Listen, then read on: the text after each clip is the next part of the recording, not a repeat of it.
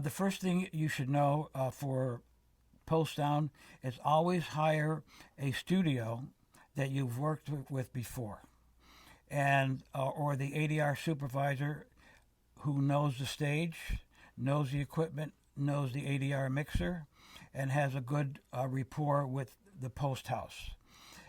Nowadays, we are doing a lot of ISDN, Source Connect, phone patches, and because when the actor has finished a show, he's on to another project.